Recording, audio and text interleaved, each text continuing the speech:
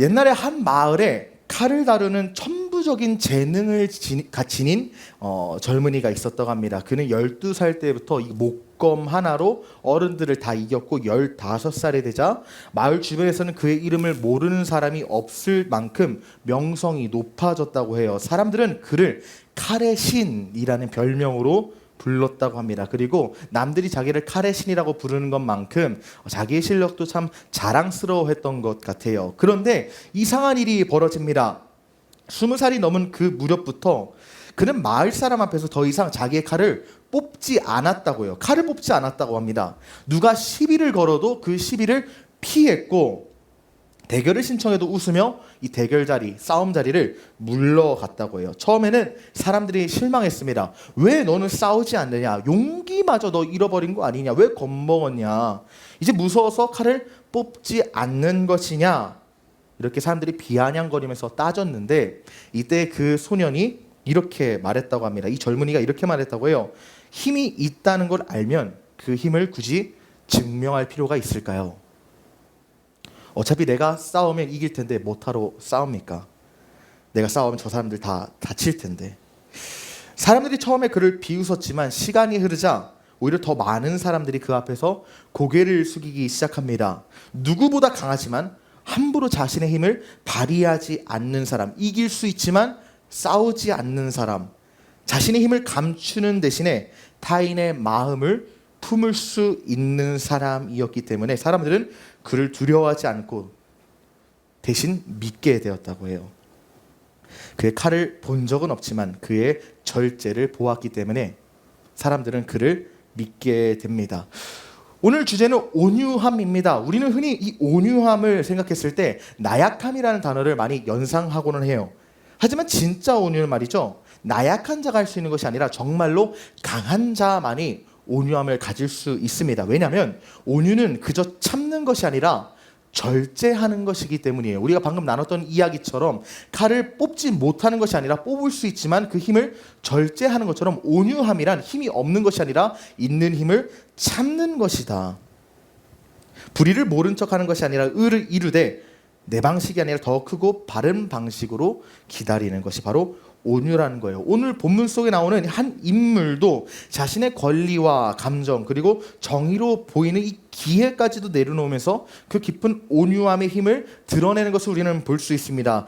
누굽니까? 다윗이죠. 그는 누구보다 강했지만 스스로 자신의 힘을 제어할 줄 알았고 절제할 줄 알았고 그 자제 속에서 의로움이 피어났다는 거예요. 오늘 함께 말씀을 통해서 이 온유의 열매가 무엇인지, 어떻게 해야지 우리가 온유하게 살 수 있는지, 성령의 열매로서 온유함이 우리 삶에 어떻게 맺힐 수 있는지 함께 말씀을 나누며 그 하나님의 은혜를 풍성히 누리는 저와 여러분이 되기를 간절히 소망합니다. 오늘 우리가 읽은 본문 사무엘상 24장의 배경을 우리가 한번 보기 위해서는요, 이제 성경은 제가 누누이 말하지만 24장의 맥락을 보기 위해서는 24장만 보면 안 돼요.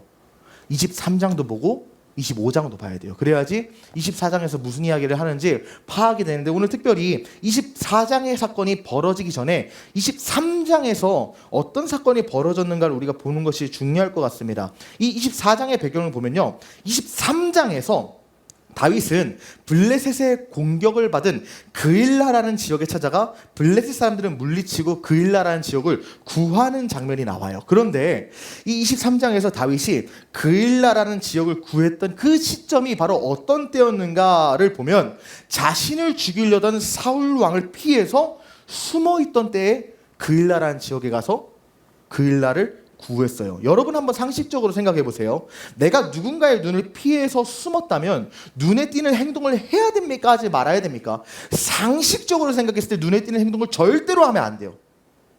그런데 다윗이 뭘 했다고요? 그일라라는 땅을 구했다고요. 블레셋 군대를 물리쳤다고요. 군대를 물리치는데 자기가 혼자 가서 뭐 아이언맨 마냥 막 난리를 쳐가지고 혼자 다 물리쳤겠냐고요. 절대 아니죠.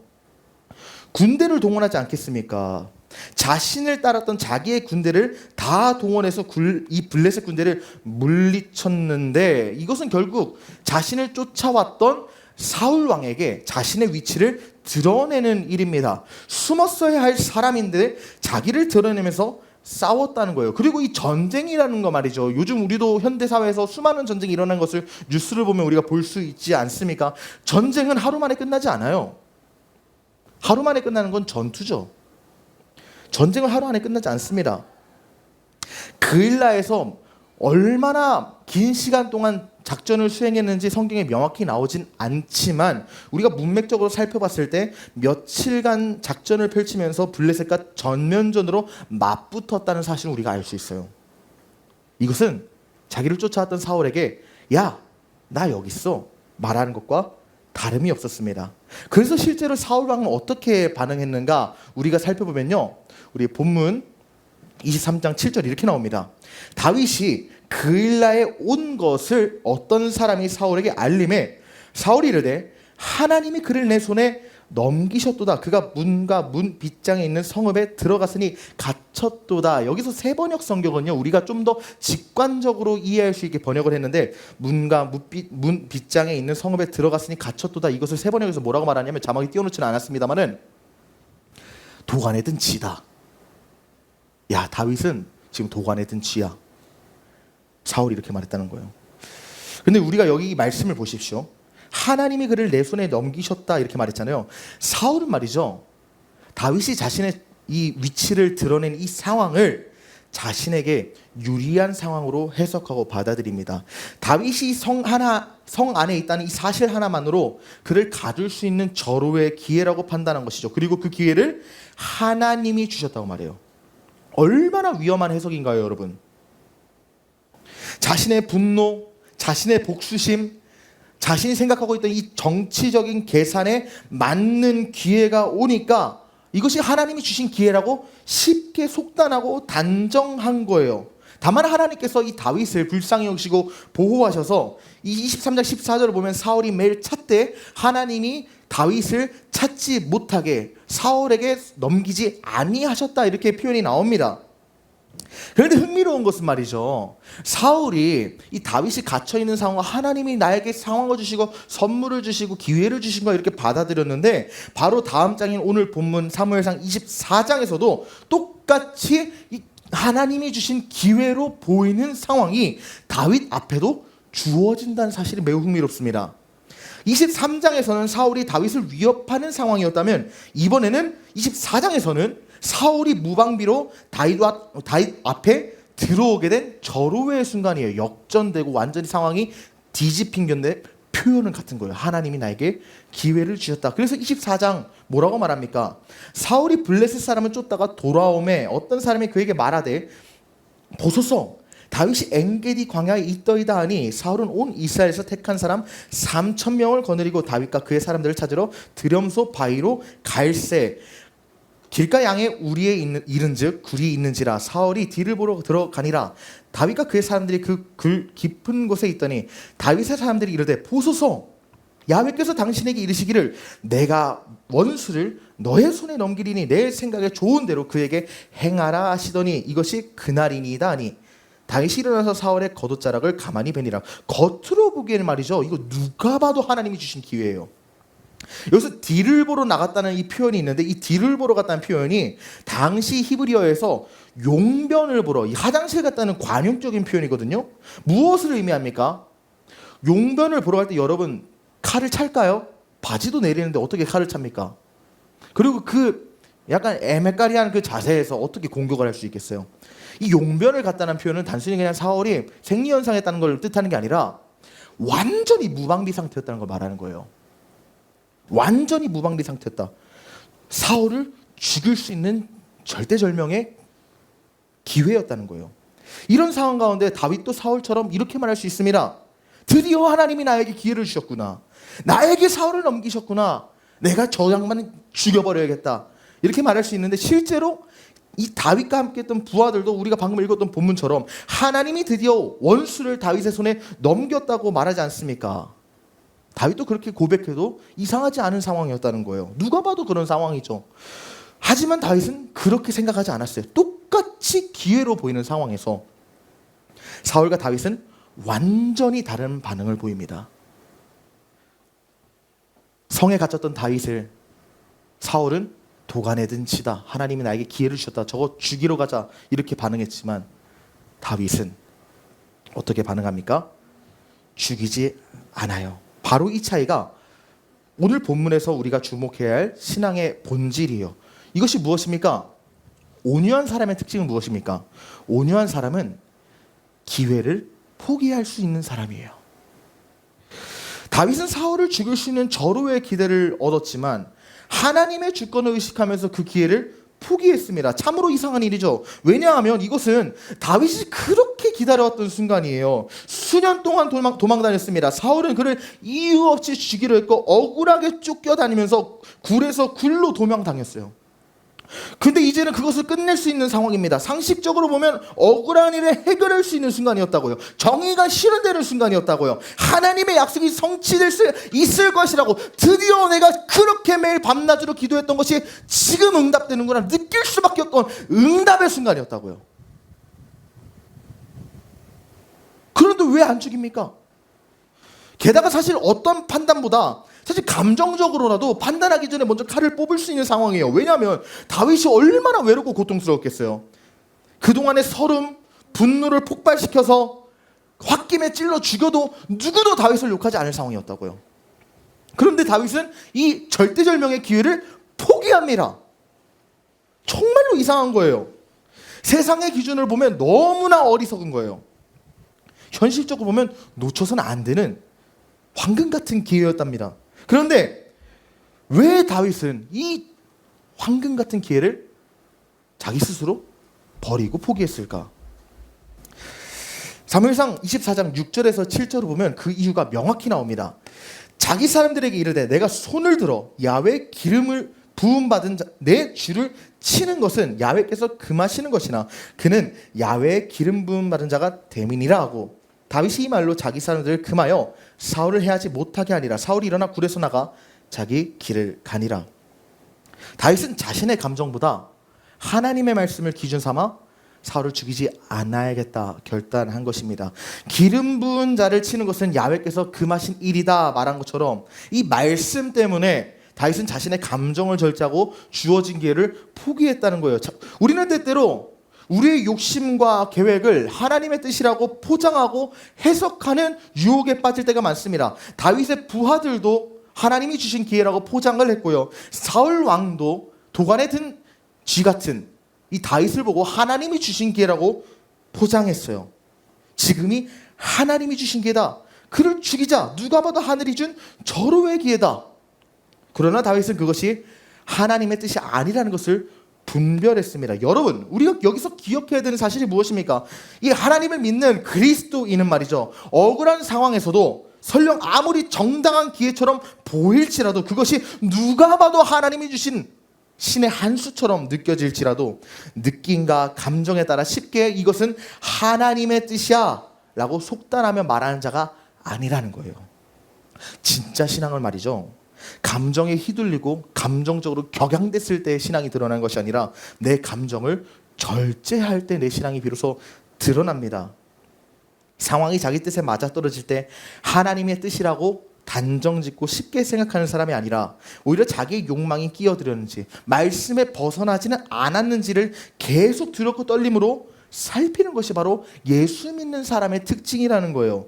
그래서 온유한 사람은 약한 사람이 아니라 하나님의 뜻 앞에서 자기에게 찾아온 기회를 내려놓고 포기할 줄 아는 강한 사람입니다. 눈앞에 유리함보다 말씀의 기준을 붙잡고 기회를 붙잡기보다 뜻을 분별하기 위해 멈출 줄 아는 사람이 바로 온유한 사람이라는 거죠. 다시 말해서 아무리 하나님이 주신 기회라고 느껴질지라도 설령 이것이 기도 응답이라고 누가 봐도 명확할지라도 하나님보다 이 상황과 응답을 중하게 생각하지 않는 사람, 하나님 중심된 사람이 바로 온유한 사람이라는 겁니다. 그러나 여러분에게 묻습니다. 질문할게요. 여러분 인생을 바꿀 일생일대의 기회가 여러분의 앞에 찾아왔는데 여러분 정말 그것이 하나님의 뜻이 아니라고 알게 된다면 포기할 수 있습니까? 아니, 거기까지 사실 갈 필요도 없어요. 정말 일생일대의 기회가 찾아왔는데 그것을 바로 붙잡지 않고 이것이 하나님의 뜻인지 물어보겠습니까? 쉽지 않아요. 저 같아도 계속 기도했는데 저에게 응답처럼 느껴지는 기회가 찾아온다면 하나님께 이 응답이 진짜 하나님이 주신 응답인지 물어보기 이전에 제가 먼저 취할 것 같아요. 쉽지 않아요. 그렇다면 이 기회를 포기한다는 것이 절대 쉬운 일이 아닌데 다윗은 이 기회를 어떻게 포기했을까요? 다른 건 아닙니다. 한 가지 사실이 다윗을 포기하게 만들었어요.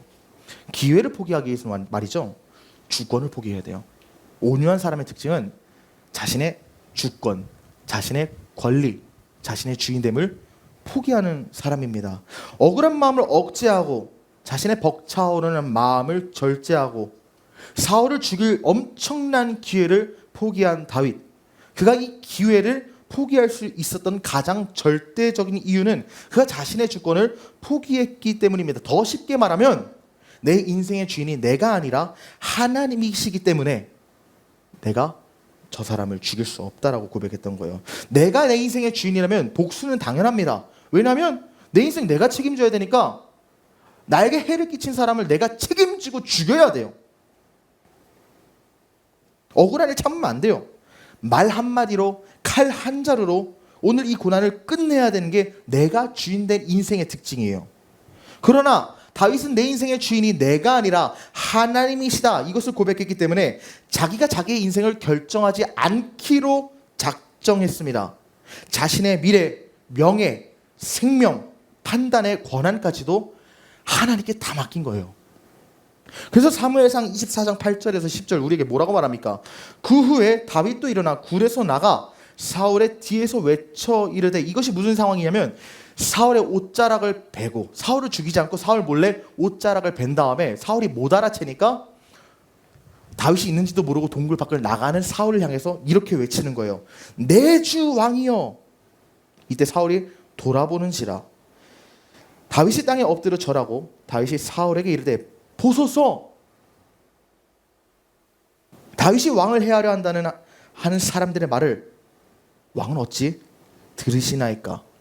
오늘 야훼께서 굴에서 왕을 내 손에 넘기신 것을 이 옷자락을 보면 왕이 아실 겁니다. 어떤 사람이 나를 권하여 왕을 죽이라 하였으나 내가 왕을 아껴 말하기를 나는 내 손을 들어 내 주를 해하지 아니하리니 그는 야훼의 기름 부음을 받은 자이기 때문이라 하였나이다. 이렇게 고백해요. 다윗은 자신의 무죄함을 고백하되 이 사울을 심판하고 사울에게 보복할 권리는 하나님께 맡기면서 온유한 태도를 끝까지 유지했어요. 억울한 상황이 분명합니다. 그의 무죄는 명백합니다. 그는 결코 사울을 정죄하거나 억울했음에도 불구하고 정의를 실행하려 들지 않았어요. 왜냐하면 내 인생 주인 내가 아니기 때문에 심판도 내 몫이 아니라 하나님의 몫이다라는 사실을 믿었기 때문입니다. 상황이 불합리해 보여도, 이해되지 않아도, 감정이 벅차올라도 자신의 감정과 판단을 하나님의 판단과 말씀 아래 두었다는 거예요. 왜 그것이 가능했을까? 그는 선하신 하나님을 믿었기 때문입니다. 우리 사무엘상 24장 12절 15절 보면 야훼께서 나와 왕 사이를 판단하사 야훼께서 나를 위하여 왕에게 보복하시려니와 내 손으로 왕을 해하지 아니하겠나이다. 옛 속담에 말하기를 악인에서 난다 하였으니 내 손이 왕을 해하지 아니하리이다. 이스라엘 왕이 누구를 따라 나왔으며 누구의 뒤를 쫓았나이까? 죽은 개나 벼룩을 쫓음이니이다. 그런즉 야훼께서 재판장이 되어 나와 왕 사이에 심판하사 나의 사정을 살펴 억울함을 풀어주시고 나를 왕의 손에서 건지시기를 원하나이다. 사랑하는 청년 여러분, 기억하십시오. 여러분의 주권을 포기하고 하나님께 드리고 싶은데, 하나님의 주인 되심을 온전히 인정하고 싶은데 잘 안 되십니까? 하나님께 내 주권을 다 맡기고 싶은데 내 의지와 상황이 정반대로 가고 있습니까? 하나님께 주권을 의탁하는 것은 어떻게 가능합니까? 하나님의 선하심을 확신하고 신뢰할 때만이 하나님께 주권을 의탁할 수 있어요. 15절 뭐라고 말해요? 그런즉 야훼께서 재판장이 되어 나와 왕 사이를 심판하신다. 나의 사정을 살피신다. 억울함을 풀어주신다. 지금 상황은 이해가 되지 않지만, 불합리하지만, 비합리적이지만, 납득이 되지 않지만 선하신 하나님이 지금 나를 보고 계신다. 선하신 하나님이 나를 실망시키지 않을 것이다. 그것을 신뢰할 때 하나님의 주권, 그것을 인정할 수 있다는 거예요. 하나님께 주권을 맡긴다는 것은 내 삶의 방향과 판단과 정의의 실행을 하나님께 넘긴다는 거예요. 근데 결코 쉽지 않아요. 억울한 상황일수록, 불합리한 순간일수록 우리는 우리 손에 쥔 칼을 내려놓기보다는 어떤 칼이라도 만들어서 쥐고 싶은 게 우리의 심정이에요. 말할 수 있는 입을 닫기가 싫고 움직일 수 있는 발을 멈추기가 어려운 것이 우리의 현실입니다. 그러나 하나님의 선하심을 확신하는 사람, 하나님이 선하시고 분명히 내 인생을 갚아주시고 책임져 주실 것이라고 믿고 신뢰하는 사람은 자신의 주권을 포기할 수 있습니다. 왜냐하면 우리 하나님은 절대 늦게 일하지 않고 완벽하고 체계적이고 드라마틱하게 일하시고 나의 억울함을 아시고 그분의 선하심으로 반드시 나의 삶을 회복시키기 때문이에요. 다윗은 그것을 믿은 거예요. 주님께서 나의 재판장이 되어 나 왕 사이를 심판하사 나의 사정을 살펴 억울함을 풀어주시고 나를 왕의 손에서 건지실 것이다. 이 고백은 다윗이 아무것도 할 수 없어서가 아니라 모든 것을 할 수 있었지만 하나님께 맡기기로 결정하고 작정했기 때문에 나온 고백입니다. 그는 자신이 주인이 아님을 알았고 하나님이 자기 인생의 주관자 되심을 믿었습니다. 이것이 하나님의 사람이 가져야 될 온유함이에요. 주권을 포기했기 때문에 기회를 버리는 온유함입니다. 사랑하는 청년 여러분, 그리스도를 믿는 신자의 삶이 바로 이런 삶입니다. 억울한 일을 당했을 때 그것을 자기 손으로 해결하지 않고 하나님께서 판단하시고 일하시도록 기다리고 침묵할 수 있는 사람, 이것이 바로 하나님이 원하시는 신자의 삶의 모습이라는 거예요. 우리 삶에 억울한 일들이 찾아옵니다. 누군가에게 오해를 받고 정당한 대우를 받지 못하고 때로는 말도 안 되는 일들로 우리가 상처를 받을 때가 많아요. 그럴 때 우리는 본능적으로 말하고 항변하고 항의하고 증명하고 싶어요. 하지만 믿음의 사람은 나를 대변하고 항의하고 항소하기 전에 지금 내가 말해야 할까 아니면 하나님께 맡겨야 할까를 묻는 사람입니다. 다윗은 자신의 손이 아니라 하나님의 손이 일하시기를 선택한 사람이에요. 그의 신앙은 그의 입술을 멈추게 했고 칼을 거두게 했고 그의 원수를 하나님 주권 아래 놓게 했습니다. 그리고 선하신 하나님께서는 그분께 주권을 맡긴 다윗을 실망시키지 않으셨어요. 하나님은 선하심으로 다윗을 인도하셨고 결국 사울의 입을 통해 다윗의 미래를 선포하게 하셨습니다. 오늘 우리가 살아가는 세상은 결코 정의롭지 않습니다. 억울한 일이 많고 상황이 복잡하고 때로는 침묵하면 바보처럼 보이는 것이 우리가 사는 이 불합리하고 비합리하고 억울한 세상의 현실이에요. 하지만 기억하십시오. 하나님이 당신의 삶의 주인이시라면 그분은 반드시 선하심으로 우리의 억울함조차 회복하시는 분이라는 거예요. 그러므로 여러분에게 도전합니다. 여러분에게 주어진 여러 가지 불합리하고 이해가 되지 않는 상황 속에서 여러분은 판단을 유보하십시오. 인생의 주인 되시는 하나님께 나아가십시오. 내 인생을 계획하신 하나님이 내 인생을 책임지신다는 것을 믿고 잠잠히 기다리십시오. 여러분의 학교, 여러분의 직장, 여러분의 가정에서 여러 상황 가운데 허우적거리고 계십니까? 그때 붙잡아야 되는 것은 나의 노력이 아니라 선하신 하나님이 나의 인생의 주인이 되사 끝까지 책임지신다는 강한 믿음이 필요합니다. 이러한 믿음을 품을 때 하나님께서 일하신다는 거예요. 그렇다면 우리가 하나님 앞에서 주권을 의탁하고 내 주인됨을 포기하고 그것 때문에 내 기회조차 포기할 때 우리 하나님은 어떻게 일하십니까? 온유한 사람 말이죠. 기업을 받게 돼요. 자신을 죽일 수 있었지만 하나님이 기름 부은 자이기 때문에 죽이지 못하고 살려뒀다는 다윗의 말을 듣고는 사울이 어떻게 대답하는가, 우리가 이 상황을 먼저 보면서 어떻게 하나님께서 기업을 주시는가를 살펴보기 원합니다. 다윗이 사울에게 이같이 말하기를 마침에 사울이 이르되 내 아들 다윗아 이것이 네 목소리냐 하고 소리를 높여 울며 다윗에게 이르되 나는 너를 학대하되 너는 나를 선대하니 너는 나보다 의롭도다. 내가 나 선대하는 것을 오늘 나타냈나니 야훼께서 나를 내 손에 넘기셨으나 내가 나를 죽이지 아니하였도다. 사람이 그의 원수를 만나면 그를 평안히 가게 하겠느냐? 내가 오늘 내게 행한 일로 말미암아 야훼께서 내게 선으로 갚으시기를 원하노라. 평생 다윗을 죽이려 혈안이 되었던 사울의 입에서 자신의 악행을 인정하고 다윗이 자기보다 의롭다고 고백하는 것을 볼 수 있어요. 우리는 이것을 통해 무엇을 할 수 있습니까? 하나님의 사람은 자기를 증명하는 사람이 아닙니다. 하나님의 사람은 나를 증명하는 사람이 아닙니다. 하나님의 사람은 하나님이 증명하십니다. 억울한 상황에서도 하나님의 뜻을 따라 말과 행동을 절제하면 심지어 나의 원수라 할지라도 그 원수의 입을 통해서라도 하나님은 나를 높이셔요. 나의 억울함을 풀어주셔요. 다윗이 복수하지 않았기 때문에 오히려 사울이 무너졌고, 다윗이 침묵하고 기다렸기 때문에 오히려 사울의 입에서 네가 나보다 의롭다는 고백이 흘러나오지 않았습니까? 사랑하는 청년 여러분, 우리도 때때로 억울한 일을 당합니다. 누군가 나를 오해하고 깎아내리고 이유 없이 괴롭히는 일들이 있을 수 있습니다. 그때는 우리는 무엇을 선택해야 합니까? 내 손으로 칼을 들 것인지 하나님의 손에 맡길 것인지, 우리가 다시금 이 기회 앞에서 선택을 해야 되는데, 하나님 믿는다는 것이 무엇인지 다윗은 자신의 삶을 통해서 우리에게 보여주고 있어요.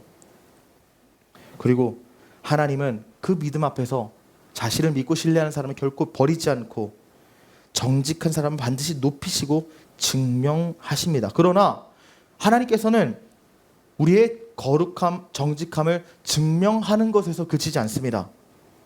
어떤 복을 주시느냐? 우리 말씀을 보면요, 20절에 22절에 이렇게 나와요.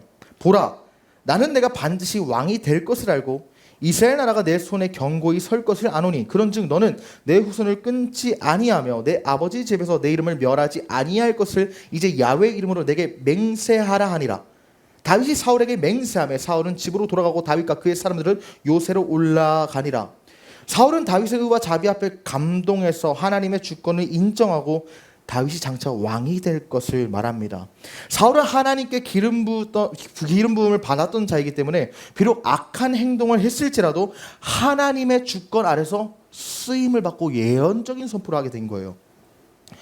하나님이 그 고백의 순간조차 주권적으로 사용하신 것인데, 여기서 우리가 중요한 진리를 발견할 수 있습니다.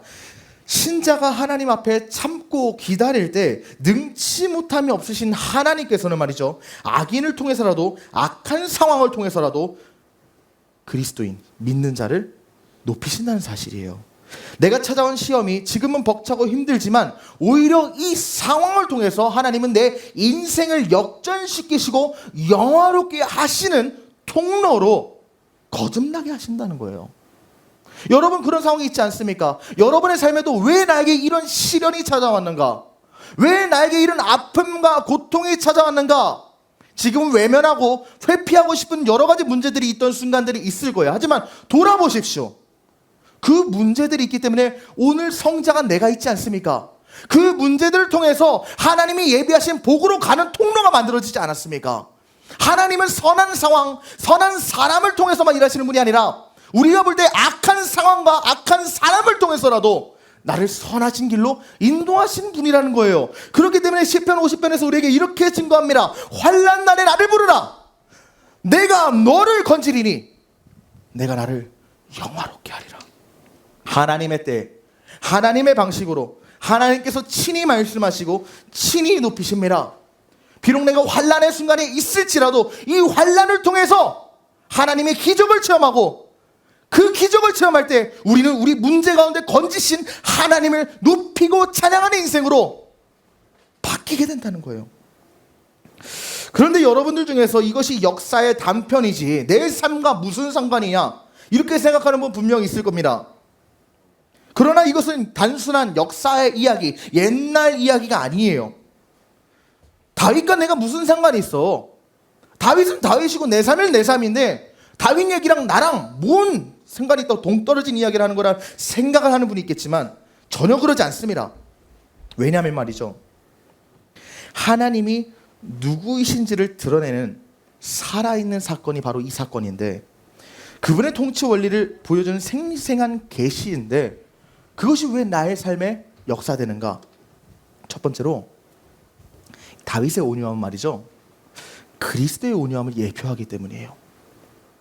다윗과 내가 상관없는 것 같이 보이죠? 상관 있습니다. 왜냐하면 다윗의 온유함은 우리 주님이 어떤 분이신지를 드러내기 위한 예언이었거든요. 구약 성경에 등장하는 수많은 다윗의 행적들, 하나님의 경륜 가운데 예수 그리스도를 예언하는 표징과 표적으로 사용됐습니다. 오늘 우리가 읽은 본문도 동일해요. 왜 그렇습니까? 우리 신약 성경 빌립보서 2장 6절에서 11절을 보면 예수님이 어떤 분이신가에 대해서 우리에게 설명해 주고 있는데 뭐라고 설명합니까? 그는 근본 하나님의 본체시나 하나님과 동등됨을 취할 것으로 여기지 아니하시고 오히려 자기를 비워 종의 형체를 가지사 사람들과 같이 되셨고 사람의 모양으로 나타나사 자기를 낮추시고 죽기까지 복종하셨으니 곧 십자가에 죽으심이라. 이러므로 하나님이 그를 지극히 높여 모든 이름 위에 뛰어난 이름을 주사 하늘에 있는 자들과 땅에 있는 자들과 땅 아래에 있는 자들로 모든 무릎을 예수 이름에 꿇게 하시고 모든 입으로 예수 그리스도를 주라 시인하며 하나님 아버지께 영광을 돌리게 하셨느니라. 이렇게 말하고 있는데 다윗과 예수님의 상황이 똑같았다는 거예요. 다윗은 원수를 죽일 수 있는 절호의 기회 앞에서도 칼을 들지 않았습니다. 심판을 하나님께 맡겼고 자신을 괴롭힌 사울을 향해 자비를 베풀었습니다. 그런데 이것이 바로 우리가 알고 있는 예수 그리스도의 성품이라는 거예요. 왜 그렇습니까? 예수님 또한 자신을 배신하고 자신을 믿지 않고 자신을 조롱하던 그 자들을 저주하거나 심판하거나 죽이지 아니하시고 오히려 자기를 십자가에 못 박은 자들을 위해 십자가에서 기도하셨고 모두를 죽일 수 있는 권세를 가졌으나 자신을 낮추사 죽임을 당하지 않으셨습니까? 다윗이 하나님의 주인됨을 인정하여 칼이 아닌 온유함으로 왕위를 얻게 된 것처럼 우리 예수님조차 아버지께 순종하시고 자신의 온유함으로 하나님 나라를 유업으로 받지 않으셨습니까? 그러므로 오늘 본문에서 본 이 하나님을 향한 온유한 성품, 이 다윗이 하나님을 향해 가졌던 이 온유한 성품은 우리 주님 예수 그리스도의 온유함이라고 봐도 무방합니다. 그런데 이것이 왜 중요한지 아세요? 이 사무엘상 24장에 나온 다윗의 온유함이 그리스도의 온유함을 예표하고 예언한 것이라는 게 왜 내 인생과 관련이 있고 내 인생의 중요한 사실인지 아십니까? 그리스도를 따르는 자는 그리스도의 복을 받기 때문에 이 사실이 매우 중요합니다. 우리가 왜 다윗의 온유함을 깊이 묵상해야 하느냐? 수천 년 전에 있었던 그냥 고대 근동의 작은 나라의 작은 왕이었던 그의 온유함이 나와 무슨 상관이 있느냐? 단순히 그냥 우리가 다윗처럼 따라 살기 위해서 도덕적이고 윤리적인 본을 배우기 위해서 그냥 신앙생활의 태도를 배우기 위해서 다윗을 묵상하는 것이 중요한 것이 아닙니다. 그럴 거면 가까운 훌륭한 목사님 묵상하세요. 그것도 무방해요. 그 정도 수준은 그냥 누구나도 존경할 만한 사람 보면 할 수 있습니다. 굳이 구태여 우리가 다윗을 왜 묵상해야 되는가? 다윗의 온유함이 우리가 앞서 말했던 것처럼 그리스도의 온유함을 예표하고 예언하는데 그리스도의 온유함이 곧 우리의 삶의 방향이 되기 때문입니다. 다시 더 쉽게 말해서 그리스도를 따르는 자는 그리스도의 길을 걷고 그 길을 걸을 때 우리 주님이 받으신 복을 우리도 받아 누리게 되기 때문에 너무도 중요하다는 거예요. 정리하면 뭡니까? 다윗은 그리스도를 예표했으면 다윗이 받았던 고난이 그리스도의 고난이고 다윗이 받은 복이 그리스도가 받으신 복이에요. 그런데 우리가 그리스도인이라면 그분의 길을 따라 걷고 그분의 복을 동일하게 받는다고요. 다윗은 그리스도를 예표했고 그리스도의 복이 우리에게 임한다면 다윗의 복이 우리의 복이 될 수 있는 겁니다. 그렇기 때문에 우리가 다윗을 묵상하는 것이 중요한데 이것이 제 뇌피셜이 아니에요. 왜냐하면 로마서에서 그것을 명백하게 증거하셨어요. 왜 그리스도를 따를 때 그리스도의 복이 우리에게 임하는가? 로마서 8장에서 우리에게 이렇게 말합니다. 자녀이면 또한 상속자 곧 하나님의 상속자예요. 그리스도와 함께 뭐다? 그리스도와 함께 상속자다. 우리가 주님 예수 그리스도와 같은 상속자라면 우리 주님이 받으실 복이 나의 복이 된다는 것입니다.